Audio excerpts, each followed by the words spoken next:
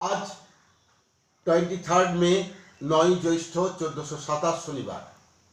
আজ আমি আপনাদের সঙ্গে বিভিন্ন গ্রহের যে তিনটে গুণ এবং বিভিন্ন রাশির যে কোন কোন গুণের মধ্যে পড়ে। মূলত প্রকৃতি আমাদের দেখতে পাই প্রকৃতিতে তিনটে গুণ সত্ত্ব তম রজ, এটা নিয়ে আলোচনা করব। এটাই মূল প্রকৃতি। সেই দিক থেকে বলতে গেলে প্রথমে বলতে হয় গ্রহদের কথা বলি। রবি, চন্দ্র ও বৃহস্পতি সত্ত্ব গুণের গ্রহ। ঠিক তেমনি বুধ, শুক্র এই দুটো গ্রহ রজগুণের গ্রহ। এদের মধ্যে রজগুণটা বেশি থাকে। এবং মঙ্গল, শনি এই দুটো গ্রহ তমগুণের গ্রহ। রাহু, কেতু মূলত কোনো গ্রহ নয়, ছায়া, দুটো বিন্দু, কিন্তু আমরা জ্যোতিষশাস্ত্রে এদেরকে ধরে থাকি। এই দুটো গ্রহ যে ভাবে থাকে তার ক্যারেক্টারটা প্লে করে, বা কোনো গ্রহ সঙ্গে যদি থাকে তার চরিত্রটাকে রিফ্লেক্ট করতে দেখা যায়। তাই এদেরকে কোনো পার্টিকুলার গুণের মধ্যে ফেলা হলো না, কিন্তু যদি গুণ হিসেবে ধরা যায় আপনারা এই দুটো গ্রহকে তমগুণ সম্পন্ন ধরতে পারেন। এদের মধ্যে তামসিক দিকটা বেশি। এবার রাশি প্রসঙ্গে আসি। কর্কট, সিংহ, ধনু ও মীন সত্ত্ব গুণের রাশি। বৃষ, মিথুন, কন্যা ও তুলা রজগুণের রাশি। এবং সর্বশেষ হচ্ছে এই আমরা মোটামুটি বলতে পারি। আর মেষ, বৃশ্চিক, মকর, কুম্ভ এই কটা হচ্ছে তমগুণের রাশি।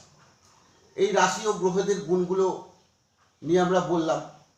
এবার এই তিনটে গুণ কি, এটা একটু হালকা করে আমি আপনাদের সঙ্গে আলোচনা করে নিচ্ছি। মহর্ষি কপিলের সাংখ্য দর্শনে মতে সত্ত্ব, রজ ও তম এই তিন গুণের সমষ্টিভূত নামই হলো প্রকৃতি। গীতার 3য় অধ্যায় 27 নম্বর শ্লোকে বলা আছে, প্রকৃতে ক্রিয়মাণানি গুণৈ কর্মাণি সর্বসহ অহংকারো বিমূঢ়াত্মা কর্তাহম মিতি মন্যতে।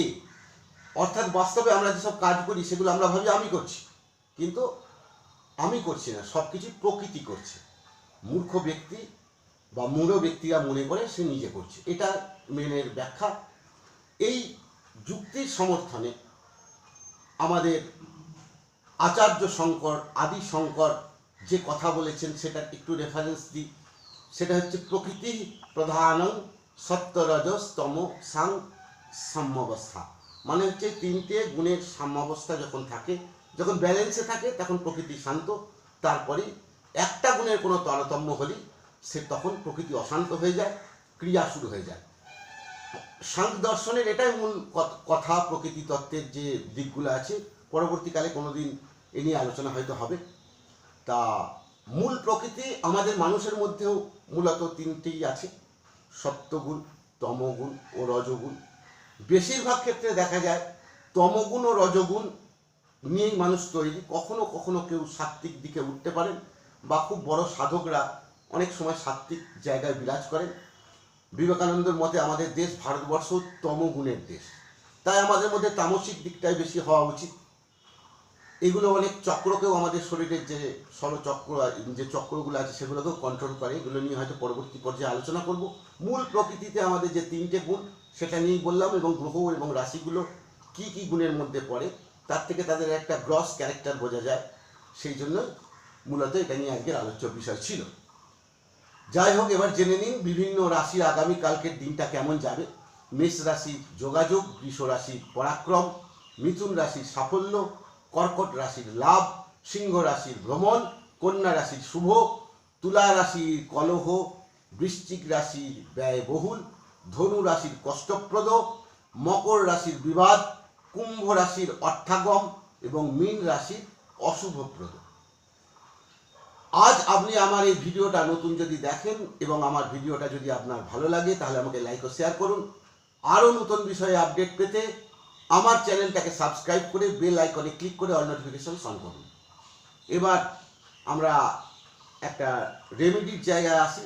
আজকে মূলত বলছি রাহুর কুপ্রভাব থেকে মুক্তির জন্য কিভাবে যাদের রাহু খুব খারাপভাবে রয়েছে ভালো করা যায়। সমস্ত কাজ আটকে যাচ্ছে যাদের, তারা কিভাবে বেরিয়ে আসতে পারবেন।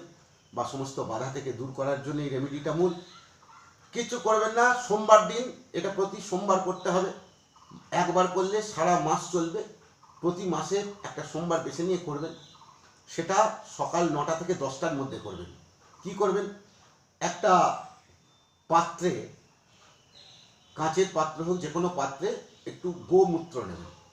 সেই গোমূত্রতে 21টা জব গুনে গুনে দিয়ে দেবেন, দিয়ে রোদের মধ্যে সেটা রাখবেন, রোদ্রালোকে রাখবেন। 21টা জব আধ ঘন্টা এরকম ভেজানো থাকবে। তারপর সেই জবগুলোকে ওই গোমূত্র থেকে তুলে নেবেন, নিয়ে সেগুলো একটা কোনো প্যাকেটে করে নিয়ে কোনো নদীর ধারে যাবেন, প্রবাহিত জলে একটা একটা করে শুধু ওই গোমূত্রে ভেজা জবগুলোকে প্রবাহিত নদীর জলে দিয়ে দেবেন। এটা একবার করলে 1 মাস আপনারা হবে। তার মানে মাসে একটা করে, সপ্তাহে যে কোনো সোমবার এটা করলে রাহুর কুপ্রভাব থেকে মানে আপনারা মুক্ত হতে পারবেন, বা আপনাদের যাদের কোনো কাজ আটকে যাচ্ছে সেগুলো আস্তে আস্তে হতে থাকবে দেখবেন। আর গোমূত্রটা যে কোনো জায়গায় আপনারা ফেলে দিতে পারেন। এই ছিল আজকের রেমেডি। মা জগদম্বার কাছে আপনাদের সকলের জন্য সুস্থ ও আনন্দময় জীবনের প্রার্থনা জানিয়ে আজকের মতো আমি টক শো থেকে বিদায় নিচ্ছি। ওম দংষ্টা করাল বদনে শিরোমালা বিভূষণে চামুণ্ডে মুন্ডমথনে নারায়ণী নমস্তুতে।